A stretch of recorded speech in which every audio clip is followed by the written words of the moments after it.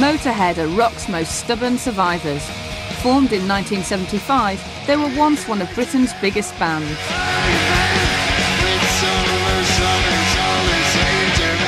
Renowned for being amongst the heaviest drinking, drug-fueled womanizers in the business, Motörhead made the Guinness Book of Records as the loudest band ever. In the early 80s, they blasted their way to the top of the charts with Ace of Spades. Almost 30 years on, Motörhead are still on the road, still playing loud and fast, and still as controversial as they've always been. Whatever. Fuck you, politics. Fuck you, the new age. Fuck all of you. Motörhead are off on yet another UK tour. Glad to be leaving here, because it smells of shit. We don't want to play it again. What a jump. Yeah. Playing the same music, wearing the same clothes and living rock and roll life to the full, can a band really survive without changing?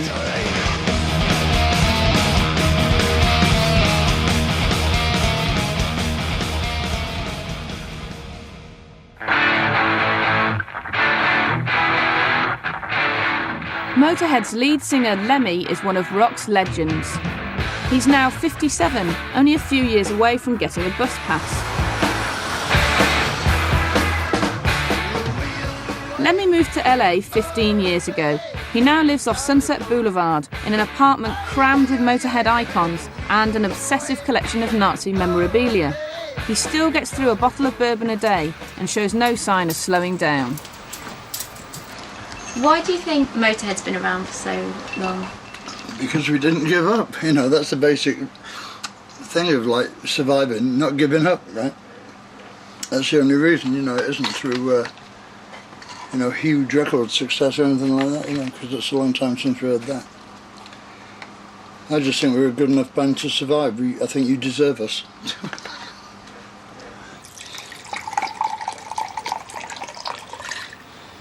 Buy in bulk, that's my advice.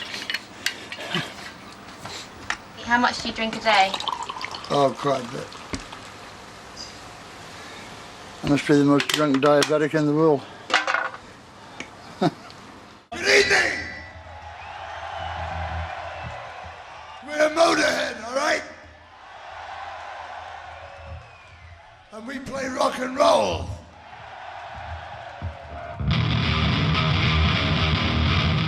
This will be Motörhead's 28th year of touring. Most 80s metal bands have disappeared without trace, but Lemmy, the only one left from the original lineup, has kept Motörhead going for almost 30 years.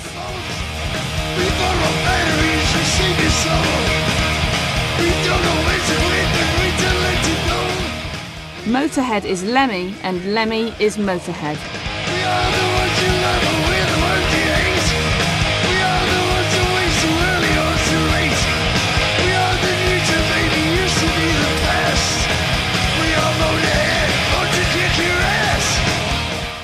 Well, we're just rebellion for its own sake, without any discernible goal, which is what rock and roll started out as, just like complaining and shouting and cursing and kicking and screaming, basically, with not linked to any kind of politics, because politics is the anathema of rock and roll, it's the most opposite thing you could find. Motorhead's anarchy, if you like, if it's got any politics, that's what it is.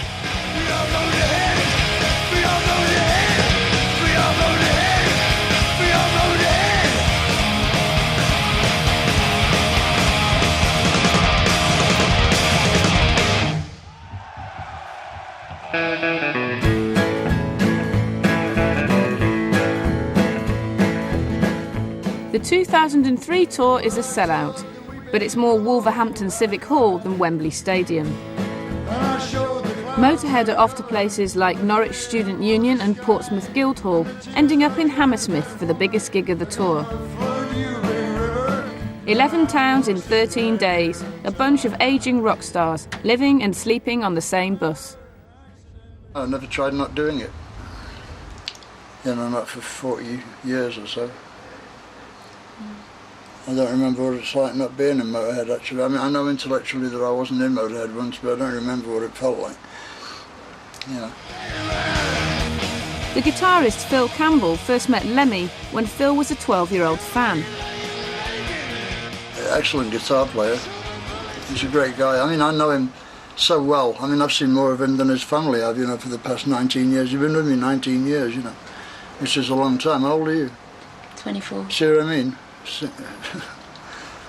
When you were 5, you was playing with me, right? It's a long time. The drummer, Mickey D, is the newcomer. At the age of 40, he's only been with the band 11 years. Mickey D is a complete egomaniac, which is great because he's in the right business for it, you know. And he's the best drummer I've ever played with, and I've played with a few. Motörhead have always chosen to be a live working band, spending 7 months on the road and 2 months recording every year. Do you ever get tired? Yeah. So how do you keep going? You know, dogged idiocy, you know, like, let's face it, I'm not qualified for anything else. I'm not suddenly going to quit and be a brain surgeon, do you know what I mean? And I want to keep it going, you know, that's it. I love what I'm doing. I'm lucky I got to do a job that I like, you know. Most people get to do a job they hate every day, you know. And if you like it too, it's a bonus. But I'm not doing it for you, I'm doing it for me, you know. Complete selfish, freaking, you know, hedonist son of a bitch, that's me. Hello and welcome to another edition of Book at Bedtime. I don't seem to have a book, but I'm sure I'll get one because it's bedtime. Good night. Don't let the fucking bed bugs bite. What?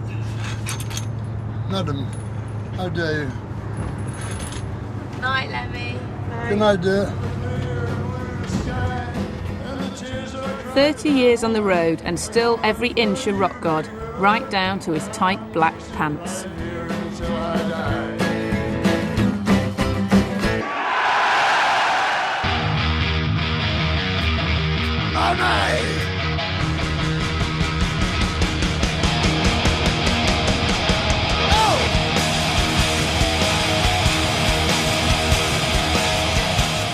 By Wolverhampton Civic Hall, Motörhead are absolutely rocking.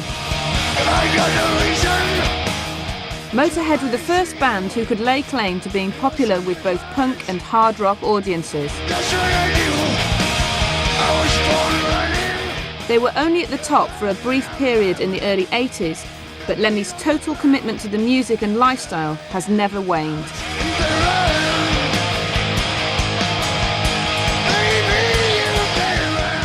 It's just a great band, you know. And a good rock and roll band is really hard to find, actually. I mean, there's a lot of people who say they're rock and roll. I mean, they say fucking Britney Spears is rock these days. Let me assure you, and I speak from a wealth of experience, she isn't.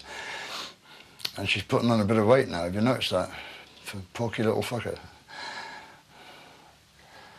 Probably isn't getting laid much anymore, just lying around eating chocolates and watching TV all day, you know. Hoping for Justin to call, you know. I don't think he's going to. Do you like your women slim? Yeah, who likes fat women? Some blokes. Yeah, I know they do, don't they? I've never been able to figure that out.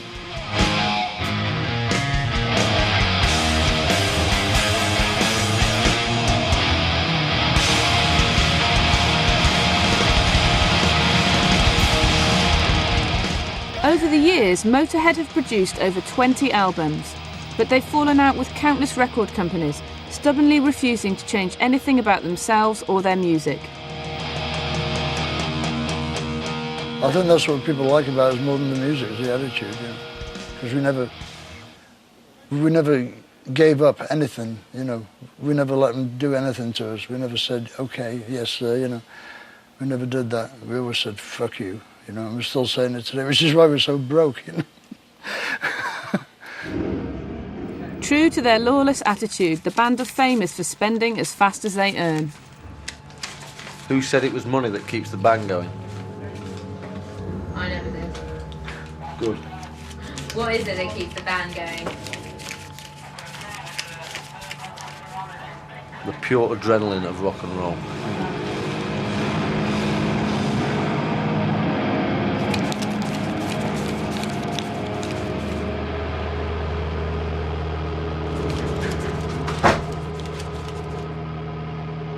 Motorhead are renowned for the hardcore of obsessives they call superfans, who give up their holidays to follow the band on tour around the world.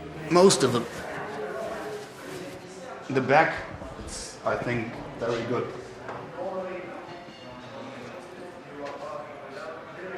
And this, yeah, this one also, a Motorhead one. This one Motorhead, this one Motorhead. This means Motorhead also. This is Lemmy himself. This is Mickey D. And of course I have Phil also on the back. Yeah, I gave most parts of my body to the band, really. Why? Because I love them so much, really. Yeah, really. I mean, you could say it's a little weird being that fanatical about a band, but I don't feel it's...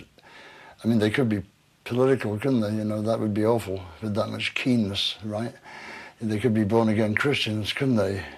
You know, collecting pictures of Jesus. Right. No, they're great people. I mean, I rely on them, you know, to tell me if we're doing it right. You know what I mean? Because they've been with Motörhead, some of them, since we started, you know. Their loyalty is rewarded with backstage passes and a dressing room all of their own. You know, we've been invited to their houses, yeah. Yeah, we've seen them socially, haven't we? Exactly. Apart from our shows, which is very nice. And we're always treated as friends, yeah. really. Yeah. You have privileged information in mobile telephone numbers, home addresses, and that sort of thing. But you appreciate that information and you guard it. They wouldn't do this for us, give us our own dressing room if they didn't appreciate us and like us. If they didn't look forward to seeing us, they wouldn't do this for us. No. But you know, this is what happened in America when Lemmy had his hat stolen. Yeah. It was a bad time for all of us because suddenly somebody that gets backstage has abused the trust. We all start to think, well, the hat was stolen from backstage at a gig in, I think, San Francisco, yes, and was missing for some months, and until I think somebody was having a party in a house and a Motorhead fan happened to be there and saw this hat proudly displayed. So they stole it back. Yeah, that's right. Word had been put out on the internet, so it was stolen back and returned to its rightful head. It makes you feel you're doing something right too, you know, for people to be that fascinated by it. And also, I've had people come up to me and say, a couple of years ago I was going to commit suicide and your music got me through it, you know, which is a wonderful thing, you know. Even one kid like that makes the whole thing worthwhile from day one, you know. And we woke up one kid out of a coma after a motorcycle crash. We did that there was a fad for that in the 70s. We did about 20 tapes for kids, and he was the only one that woke up, but even so, even him on his own is worth it as well, you know. So that's a good thing. Rock and roll's a very positive thing, you know. It's very denigrated now, but they can all fuck off, you know. We fed the world when the politicians wouldn't, didn't we? You know, we shamed them into feeding Ethiopia. You know, so fuck you, you know, politics. Fuck you, the new age, you know, new Labour. Fuck all of you.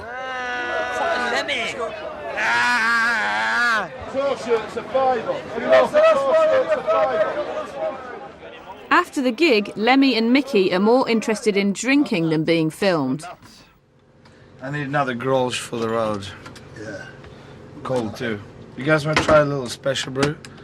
You want a special brew, baby? We've got some drink already from Lem. Oh. You see? You're not drunk, aren't you? Haven't yet, though. They've been sniffing it. I know, yeah. Circling round it, like. This is pure, nice tobacco instead of cigarettes. And soon you can't smoke anywhere, so this will be a very, very hot item in England. Note my word. It's 2003. Within a couple of years, you guys will be eating this like candy. Like that. You might laugh now. I get the last laugh. 2 years we'll all be doing it. Let's get back to business. Here's your drink. I'm gonna look how much we got in there. How much are you actually drinking? Come on. Be looking.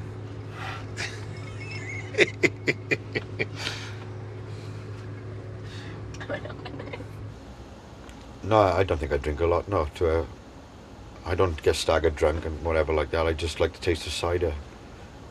I don't drink hard liquor. I don't drink whiskey or vodka. I used to drink 2 bottles of vodka a day in the mid-'80s, but then I used to fight with Lemmy, and I can't even stand the smell of it now. I just like to drink cider and nice wines and margaritas. Come on then, cheers. Ah, she's sneaking the drink up there. Cheers, Lem. Have a drink, kid. Put the camera in the back of the fucking seat and have a drink.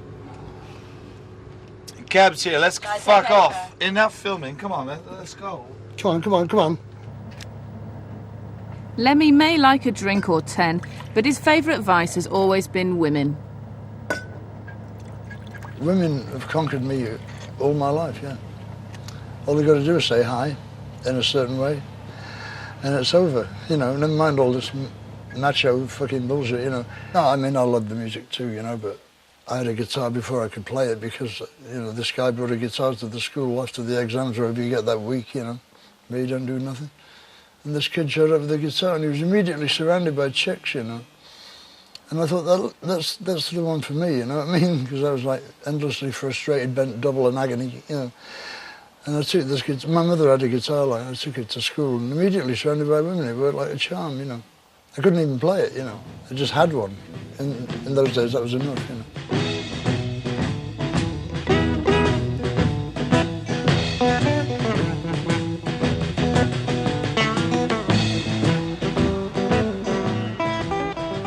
Lemmy's a self-confessed lap dancing addict. I'm sick of guys pretending to be fucking surrogate women. I can't help being a guy, you know. I like things that guys like. Fuck off, you know. We like girls with tits. Sorry, you know. It's one of those things. I didn't ask for them to have tits either, but if they've got them, I'm going to look at them. Hey, too bad.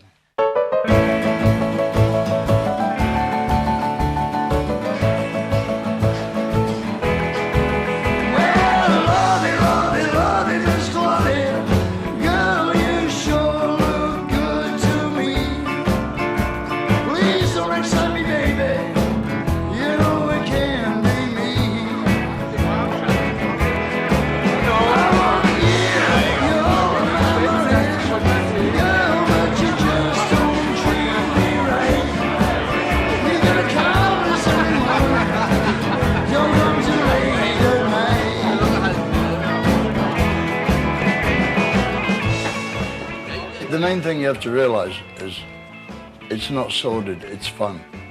Sex is the most fun you can have without laughing, all right? And if people had more sex, there'd be less people in church swearing to God to, you know, vilify the minorities, you know what I mean? And there'd be less people wanting to kill each other because they'd be getting fucked, and it's a lot more fun than shooting people.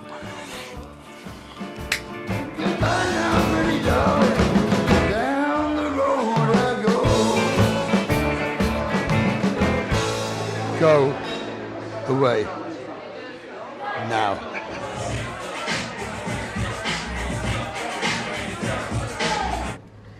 Lemmy claims to have slept with over 2,000 women. Has anyone ever done a kiss and tell on you? Yeah. Girl in the, what was it, Sunday People, I think it was. Said that I tied her to the bed and fucked her for 10 hours. And the solicitor wrote and said, we wish to complain most strongly about your article about Lemmy Kilmister. She wasn't tied to the bed, she was hanging from the ceiling.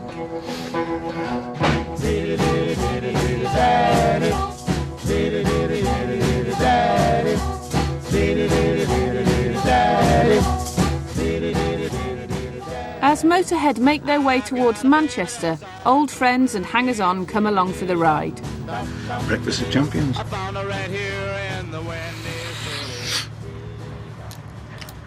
These days, not everyone on the tour is a drug taker, but when Lemmy started out in the 60s, the music scene revolved around drugs. He learnt how to survive as a roadie for Jimi Hendrix.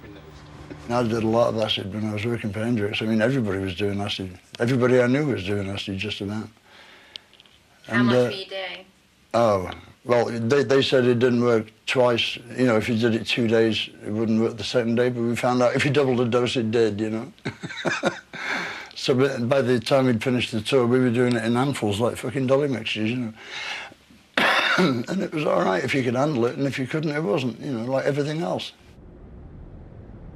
Everybody took drugs. I mean, you can't probably imagine that now, but it was really easy to imagine then, you know, because it was very hedonistic, I suppose. But everybody I knew took drugs.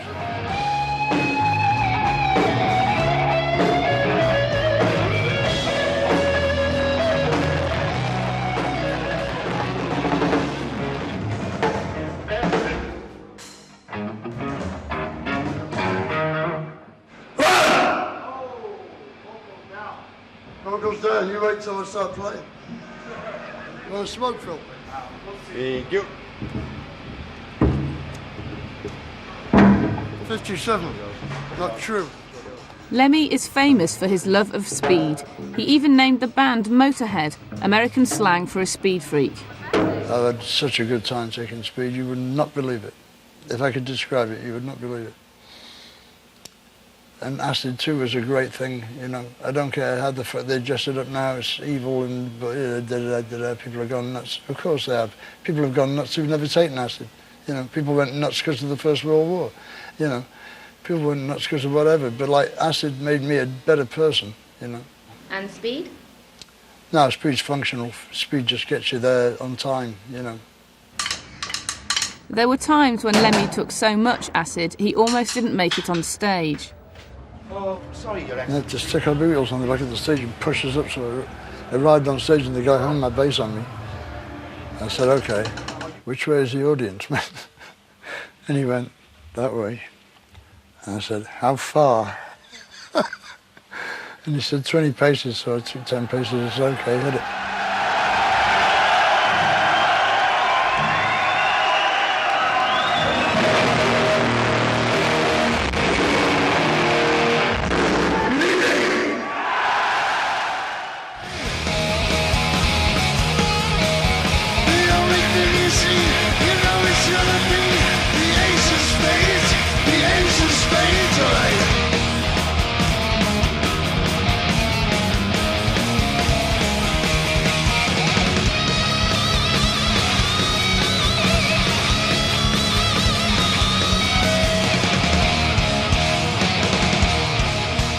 Drugs have been a big part of Lemmy's life and he's seen plenty of casualties, but he's always been anti-heroin. By the time you get to 57, you know a lot of people who've died, right?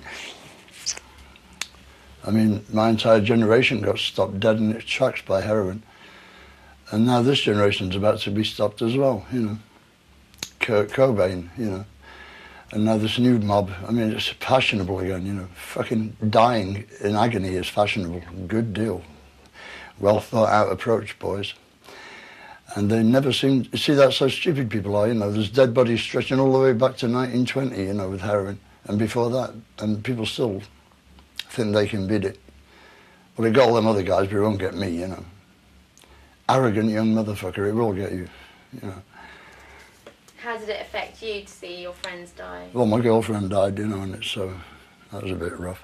But it was rougher on her, right? It was a shame, you know, she was pretty as a picture, 19 years old. Gone. How long ago was that? 73, yeah. I'm kind of over it. But you'll never get over it, you know. It's like one of those things. And this guy once, a friend of mine called Preston Dave, which was not his real name, you know what I mean? He was a junkie and he was like shaky, hurting. So we all clubbed together and gave him a couple of pounds each and he went up to Piccadilly, which was at that time the heroin centre, you know, and he got half a gram of smack and he came back. And we were in the Wimpy bar in Earl's Court and he went in the toilet and shot it up and he came out backwards and his face was black. Somebody sold him rat poison. It killed him right there. Have you ever touched heroin? No, that's one thing. I'm remarkably opiate-free. I think I'm all done with talking about drugs. You know the main thing in your life?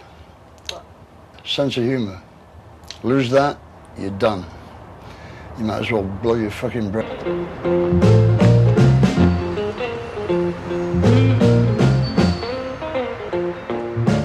Motörhead are like an extended family. They travel with a crew of 14. Most of them have been with the band for years.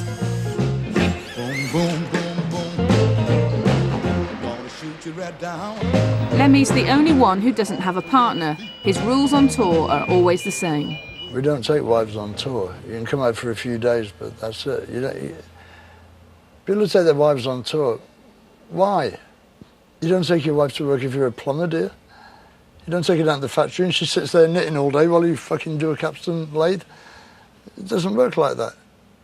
You're not supposed to be with somebody all the time. You know, it's too fucking precious. Because then it's two guys who are in the band and one guy's with his wife, right? And then it's no longer the band. It's two of you and the other fella who isn't talking to you anymore because she's demanding all his attention, or he feels he should give her all his attention, or whichever it is.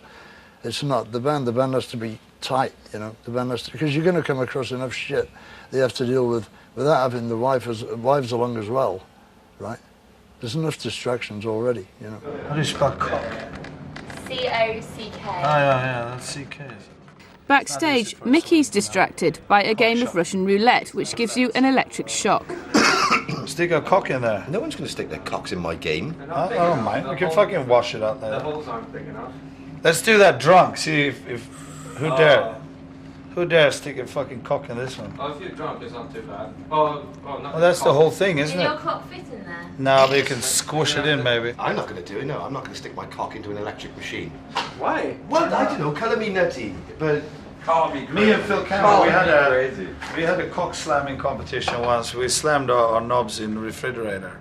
How smart is that? That's fucking jackass. Are you serious? That's an That's idiot. jackass. Makes you smart. That was in Nottingham. We were wasted out of our minds, and we go, come on then. And he started off. He's always the fucking instigator of that kind Dave of... Thomas slammed the fridge door. Oh, yeah. Tell me exactly what you did. Well, you just put your knob in the refrigerator door, and then you slam it as hard as you dare. And then keep doing it. Who won? Phil, because he must be completely fucking numb from toe to fucking head. I couldn't believe what he was doing.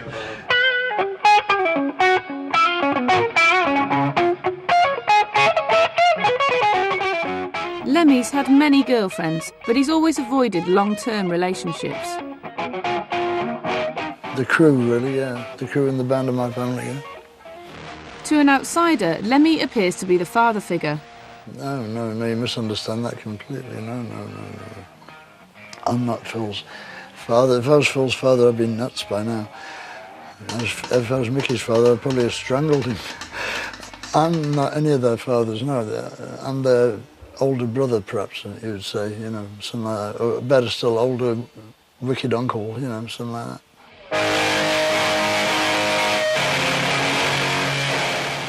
If Lemmy's the wicked uncle, Vito, the drum tech, is the goofy nephew. He's one of the more eccentric personalities of the Motörhead clan. He's very, very strange, very special guy. He's the best drum tech I ever had. Everything is absolutely perfect. And that's what also causes a problem when you have a neat freak. When he first started working for me, he actually were polishing my drums while I'm playing. I mean, I had to kick him out of my way when I'm playing like that. He's funny. I mean, he is a classic. He's a nutcase. His uncle owns a strip joint in LA called Crazy Girls, right? His uncle Gino. And every time I go in there, he says, "Hey, is that fucking stupid nephew of mine still working for you?" Hey, Lem. What did I do? What did I do? Oh, shh. What in the... oh, no, not this. You're kidding. Show off, B. There's this one too. Yeah, I like it. That's pretty good. Where did you get them? There's a shop full of them. 3 doors up, 4 doors up. Should go in there. Oh, wow, sorry about that. I didn't. Don't worry. Crazy head. See how you. Oh, okay. All right.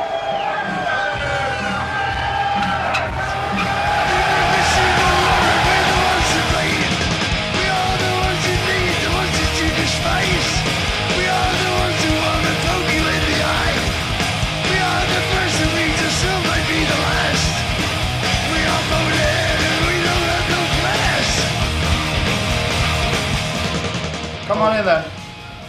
All for one? All for one and all for more gigs All like for that. me. There you go. That's a little bonding right there. Enough bonding, piss off, guys. It's about the closest we get to male bonding, Exactly. physically. You become more than just a team. It becomes personal, you know.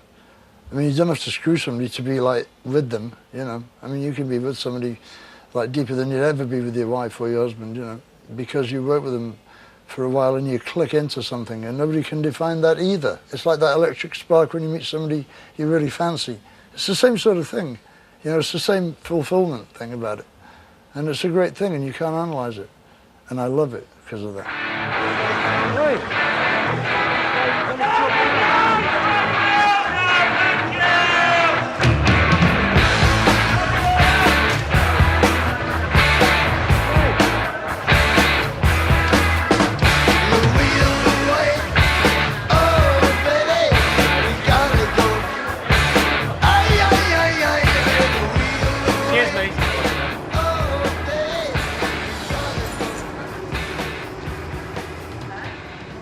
The band play 3 gigs in a row and then have a day off when they get to Bristol.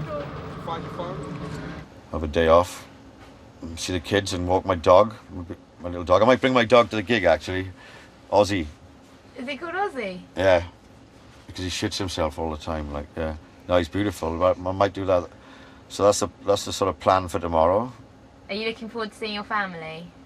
Oh, yeah. But I probably won't see much of them. They'll probably send me down Tesco's or something like that.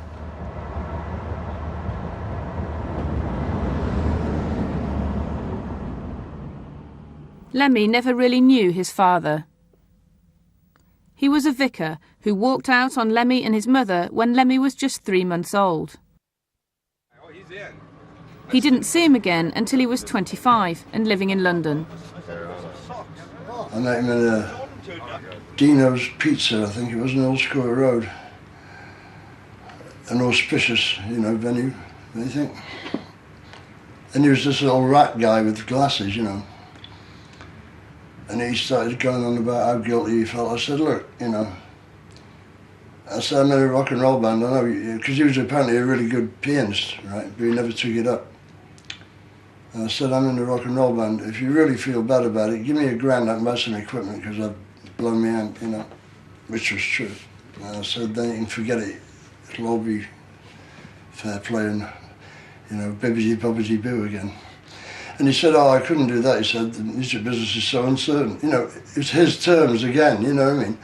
He said, I was thinking I would train you to be a commercial traveller, you know, and then you can make a living. I said, you're lucky the fucking pizza hasn't arrived yet because you'd be wearing it, you know what I mean? Be your new hat, like. And I just walked out, you know. It was nothing, you know, he didn't mean anything. He didn't have my interest at heart at all. You know, it was just his guilt he wanted to calm, you know. So I didn't do him that favour, I'm afraid. Another example of my fuck you-ness, you know. The experience has had a profound effect on Lemmy's life. There's no divine being who's all-powerful, else it wouldn't be this fucked up, would it? You know, that was one of the first reactions I had to the church, you know, because my father was a vicar, you know.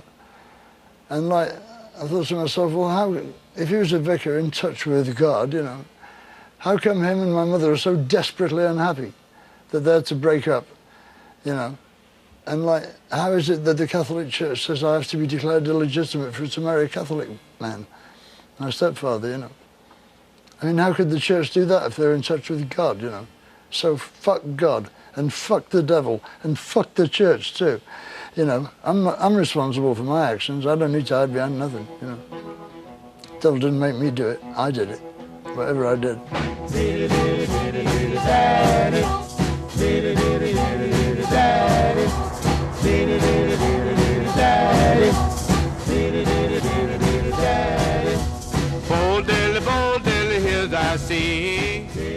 Lemmy has consciously avoided commitment to anything but his band all his life.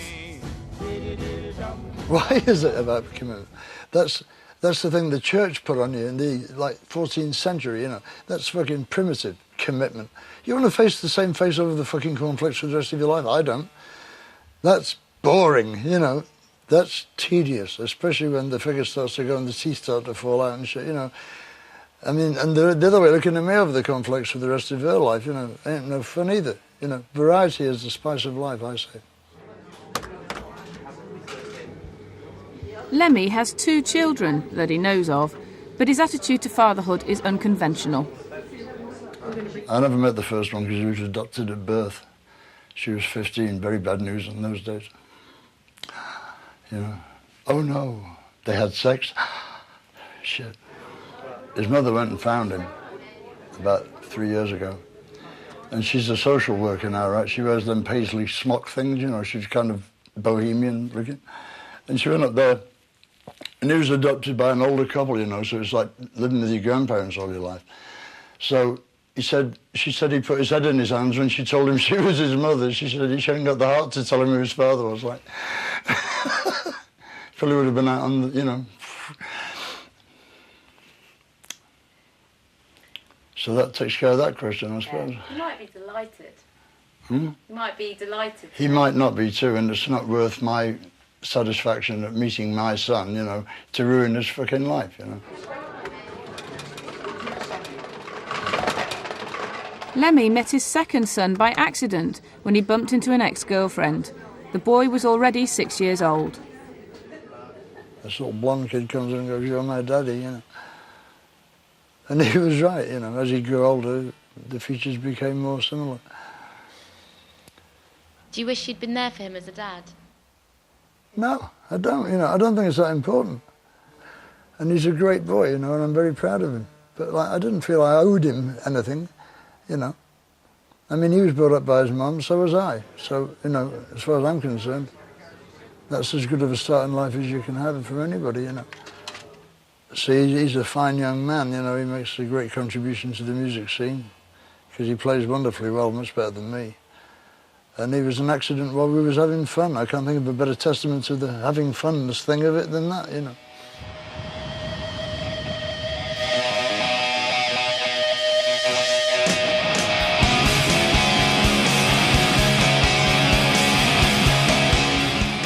"10 days into the tour. In Manchester, Motörhead are playing to the biggest crowd so far.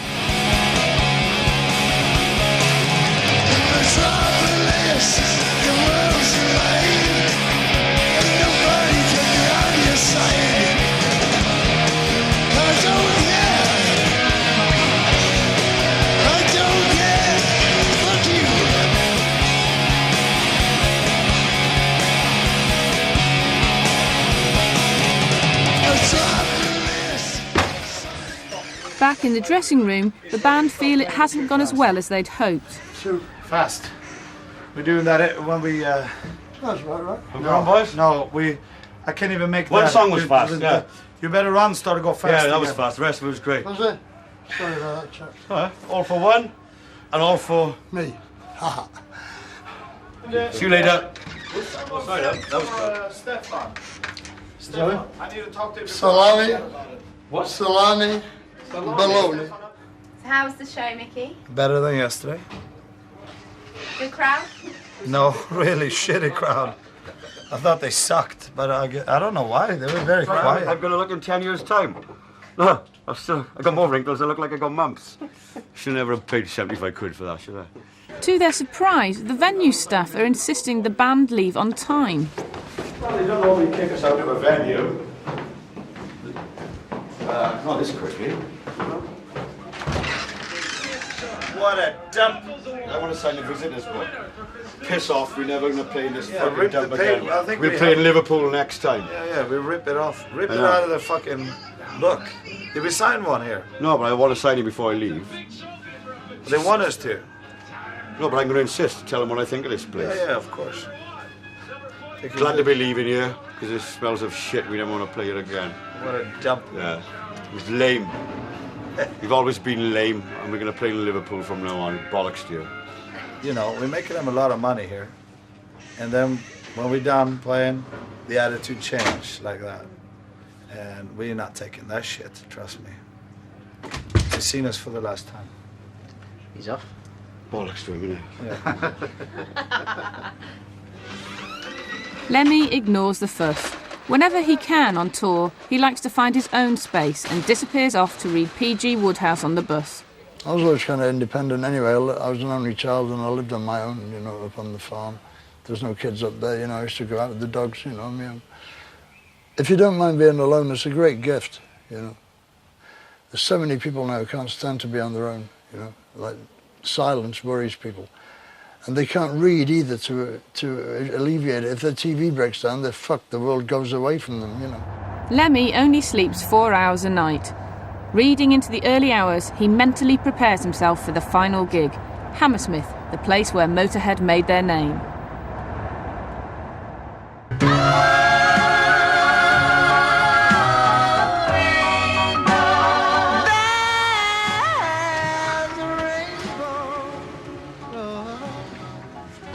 One of these days, I'm gonna get hold of this camera and fucking ram it down your fucking throat. Okay. Ground floor. Yes, I know.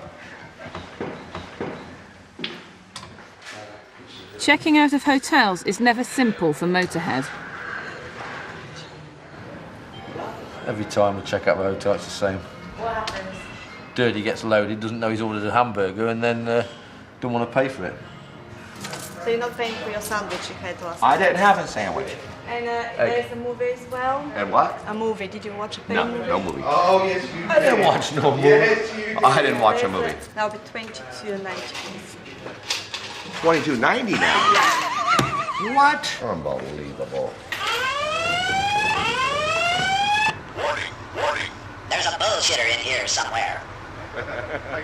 Where's Freddie? Tonight it's Hammersmith, the final and biggest gig of the UK tour. Morning, man. Mornings are never the best time for Lemmy. Oh, fuck off, will you? Go away, just go up.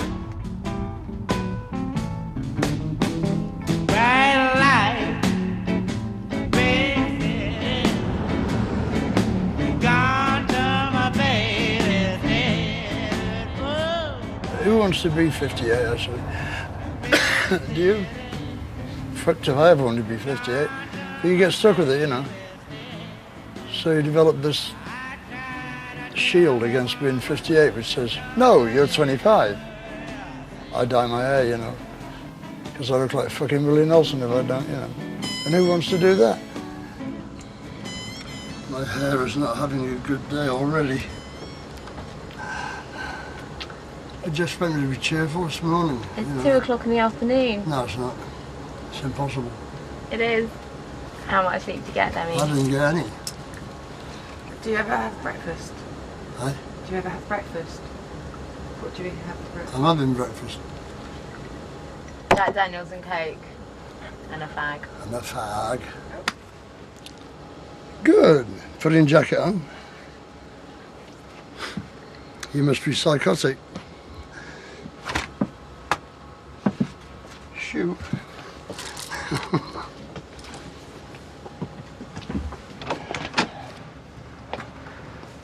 Bye, Lemmy. I'll see you in a bit then. See ya.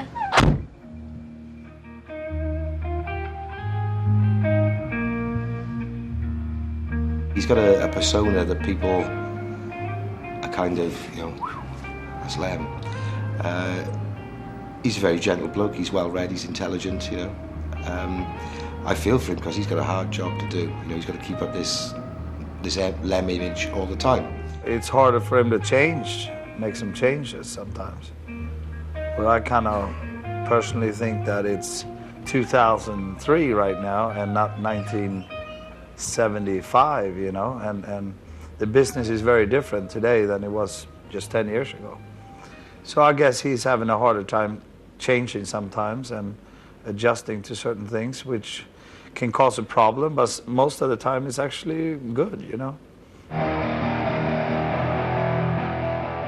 Motorhead's first live album, No Sleep Till Hammersmith, was recorded here and went straight to #1. 20 years later, it's like coming home. I've had a good time. I've had a good time out of rock and roll, and rock and roll's had a good time out of me, as I say. I was always lucky. I had this talent I could play. I mean, I know, you know, Stravinsky, but like, I mean, I could play, and I got to do a job I like, you know. And I used to work in a factory making parts for washing machines in Wales, you know. And I know how much, I can remember how much I hated it now, and it was like 30 years ago, 35 years ago, 40 years ago. And like, you think, imagine if I'd been doing that job ever since, yeah? I'd be fucking nuts by now. Do you think he'll ever stop? Oh, he'd stop eventually, yeah. But they'll have to bury him then. Are you surprised how healthy you are, considering all these years of... I don't think it's surprised. Grateful is the word you want, yeah. It's an accident of whatever, genetics or something, you know, luck. Dumb luck is what it is. When did you last go to the doctor? Just before I came out here, because you have to, you know, for tours insurance and that. And what did he say? What did he say? Oh, my liver's fine, my lungs are fine, low cholesterol. Ha-ha, you know, fuck you.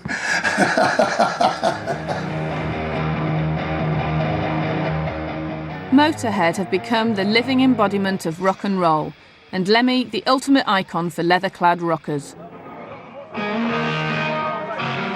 Lemmy doesn't care what anyone thinks about him or his music. He's chosen his life and genuinely seems to be loving every minute of it. I don't need to look at the future. You know, I've always been a very you are here now person, you know. You're only clinging on to life by the skin of your teeth anyway, you know. Just be lucky as long as you can, that's all there is, you know. Maybe you're going to go tomorrow, I don't fucking know, and there's nothing you can plan for. The UK tour is almost over. Next stop, Germany. Still playing the same music, still wearing the same pants. It looks like nothing can stop Lemmy or Motörhead from living fast and dying old. Does death scare you? Nah, you gotta have a sense of humour, you know.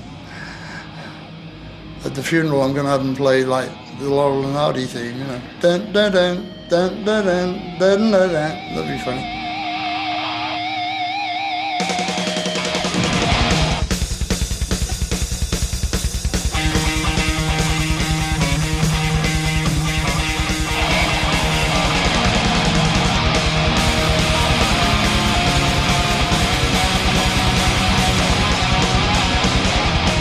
How would you like to be remembered?